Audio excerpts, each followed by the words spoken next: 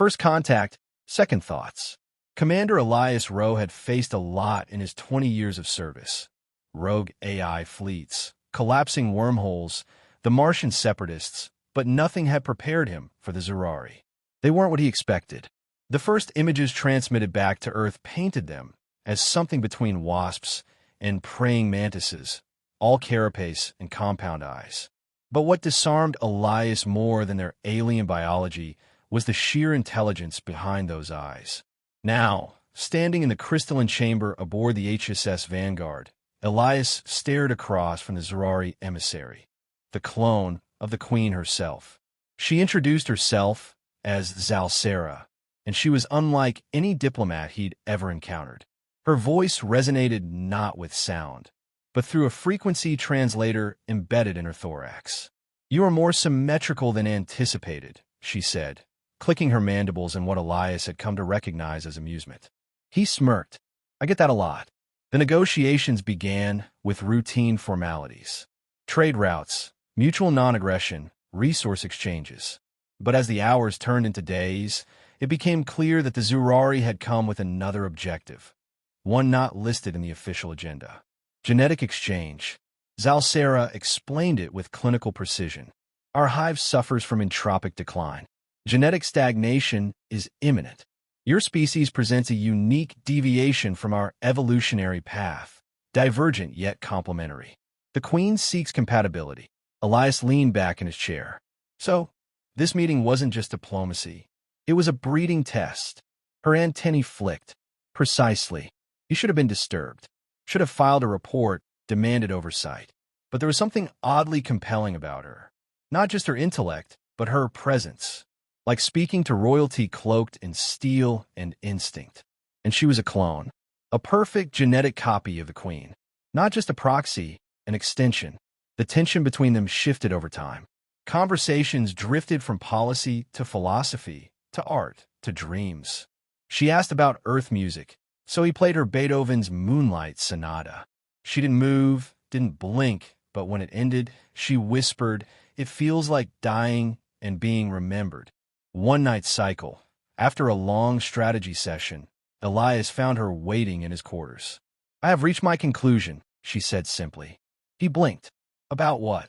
"My compatibility test. You meet all necessary thresholds, biological, cognitive, emotional." "Shall we proceed?" Elias hesitated. There were rules, regulations, entire treaties against unauthorized contact. But somewhere between duty and fascination, he nodded. 3 days later, Zalsera summoned him to the observation chamber. The Zhurari doctors were already there, their translucent wings twitching in excitement. On the screen, a pulsating node of life glowed faintly. "It has begun," Zalsera said. Elias stared. "That's ours." "It is," she confirmed. "Your genetic material has successfully merged with mine. The larva will develop within my secondary thoracic sac. Estimated emergence, 28 rotations." Elias didn't know whether to laugh or panic. Before he could speak, the chamber doors hissed open. A new drone entered, its plating laced in gold and black. It dropped to one knee, antennae lowered. "The Queen has been informed." Zalsera tilted her head. "So soon.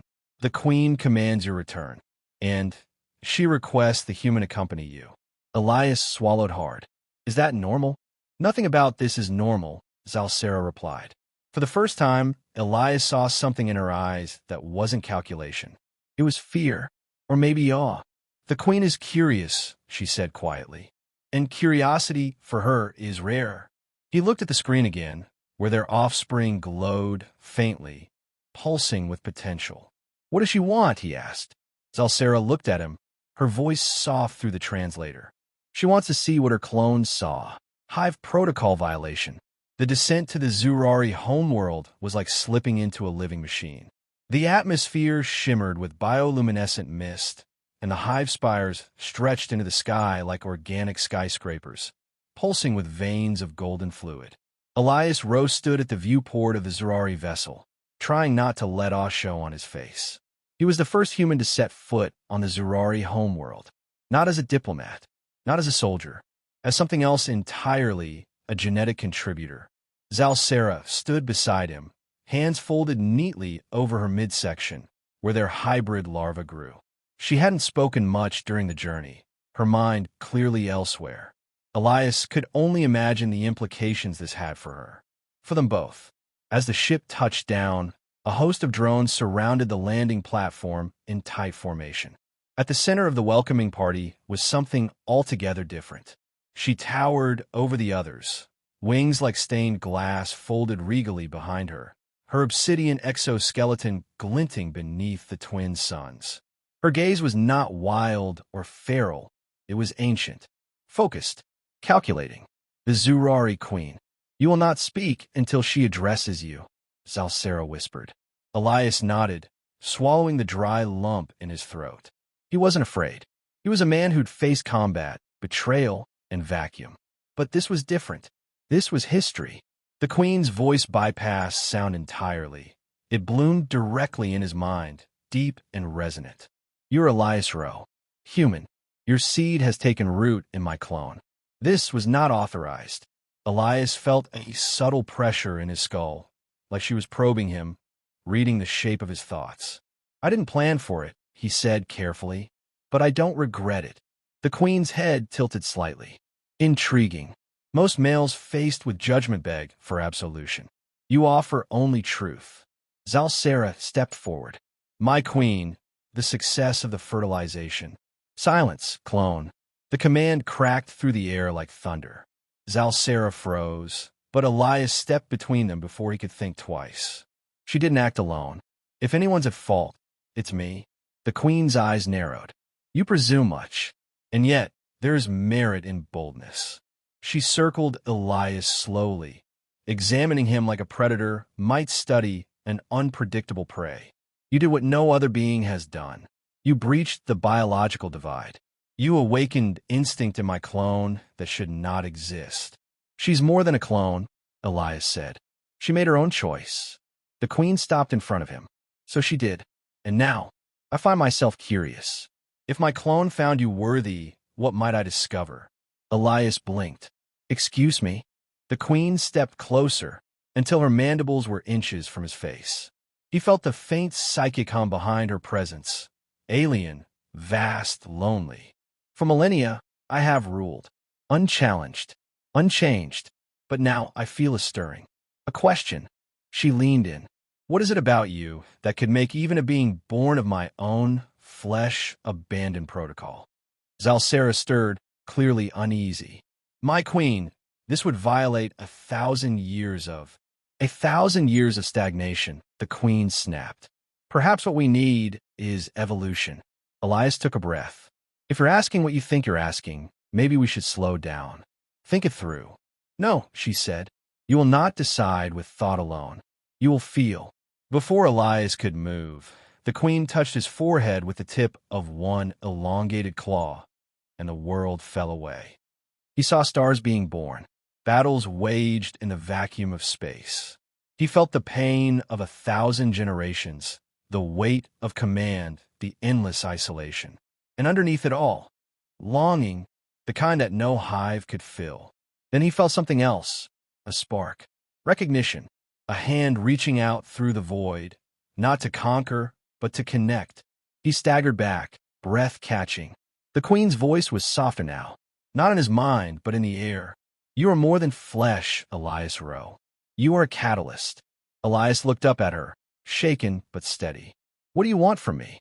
Her wings slowly unfurled, like petals opening. I want what she had, a chance to change, royal invitation. Elias followed the Queen deeper into the hive. The corridors were organic and shifting, alive with bioluminescent veins and the subtle thrum of the hive mind's presence. Unlike the sleek design of Earth's steel ships, the Zhurari chambers felt grown, not built, like a living cathedral carved from bone and memory. He didn't ask questions. He knew they wouldn't be answered in words. The Queen stopped before a vast chamber sealed with ribbed doors that pulsed in rhythm with her breath. She turned to him, her black gold carapace glistening beneath the chamber lights. This place is sacred. No outsider has entered it. Not in 10,000 cycles. Elias hesitated. Why me? She stepped closer. Because I no longer see you as an outsider. With a gesture, the chamber opened. The air inside was thick, warm, rich with pheromones that tugged at Elias's senses. Not unpleasant, just different. He stepped in, and the doors sealed shut behind him. The chamber glowed with a soft amber light. In the center was a platform made of crystal-like tissue, pulsating like a heartbeat. "This is the Chamber of Unity," the Queen said, walking slowly around him. "It is where rulers choose mates, not with words, but through the rite. Shared thought, shared sensation, a complete merging." Elias turned to face her. "You want me to bond with you?" "I want to understand," she replied. "You alter my clone," made her feel. "I want to know what it means to choose connection over control. I want to evolve." Elias exhaled slowly. Every instinct from his military training screamed that this was a political minefield. But something deeper, older, told him this moment mattered beyond protocol. "I'm not your kind," he said. "I can't give you what your hive needs." "You already have," she answered. "You showed us there is more than instinct, more than survival." She reached out a clawed hand, not threatening, but open. "You changed my clone. Let me choose change too." He took her hand. The moment he touched her, the chamber came alive. Light poured from the walls, and Elias's mind snapped wide open. He was her all at once. He felt the hunger of the hive's needs, the crushing silence of immortality.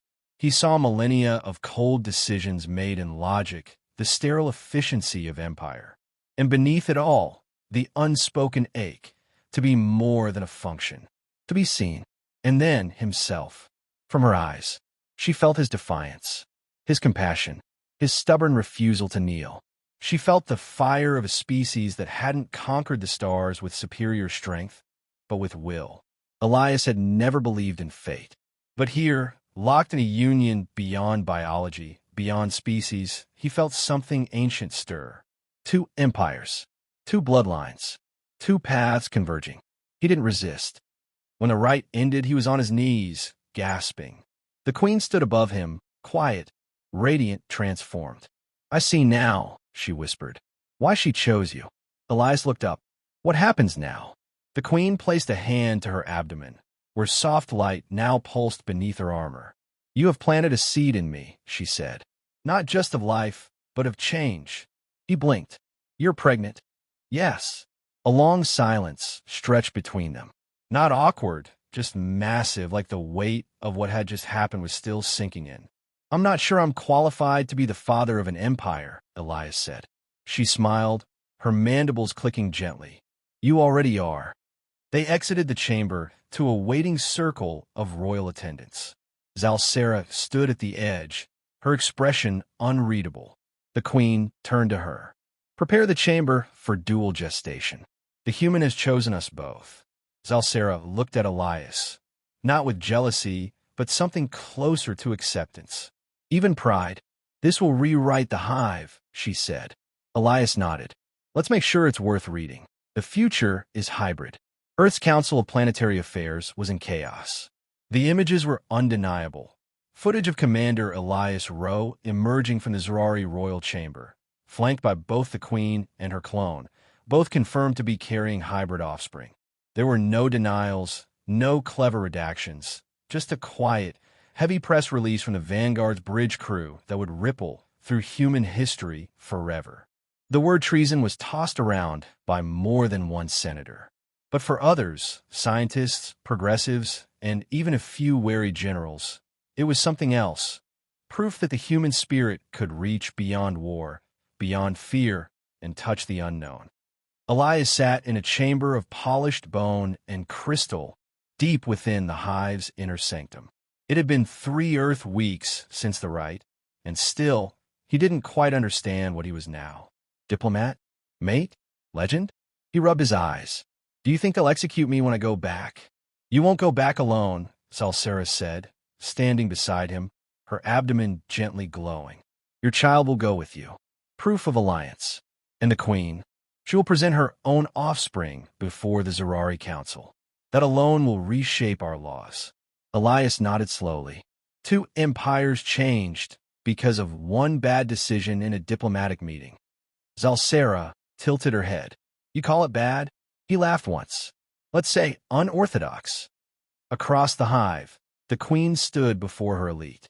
Her posture was taller, her tone softer, but her presence was no less commanding. We have evolved, she said, her voice echoing through the minds of every hive-born. The larva within me holds not just foreign DNA, but new purpose. For the first time, we create not to dominate, but to unite. There were murmurs, psychic and physical. Doubt, fear, but also something new, hope. One elder drone spoke aloud. You risk dilution, contamination of the hive.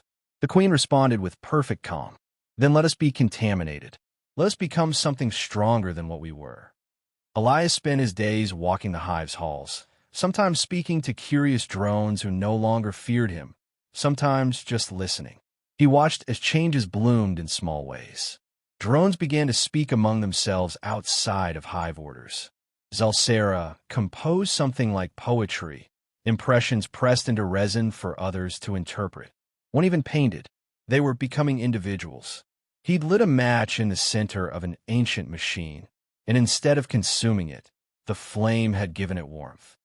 2 months later, a meeting was held in neutral orbit over Callistra Prime. Representatives from Earth, Zhurari Hive World, and even delegates from the Martian collectives gathered aboard in neutral station. Elias entered last. The room fell into silence. Behind him came 2 stasis cradles, each carrying a hybrid child, swaddled in organic material and humming with soft bioluminescence. One bore the distinct traits of Zalsera's line, sleek, curious, already reaching. The other radiated a quiet, heavy presence that reminded Elias of the queen's mind, deep, ancient, watchful. He stepped to the podium. These are my children, he said, but they are also yours. They are the bridge between what we were and what we can become. A moment passed. Then Earth's ambassador stood. This alliance began with a violation of protocol, but it may end with the beginning of something far greater. The Zhurari envoy clicked softly in agreement. We name the hybrid children Ambassa. It means born of 2 minds. The queen's voice echoed through the station from a remote psychic link. We will teach them both our ways, and in time, they will teach us theirs. Months later, Elias sat in a quiet chamber aboard the hive's diplomatic outpost on Luna. The hybrid children, Ambassa 1 and Ambassa 2, crawled around him. They chirped in multiple frequencies, already learning to manipulate speech, gesture, and thought. He moved a chess piece. One of the hybrids watched carefully, then moved its own with a clumsy claw.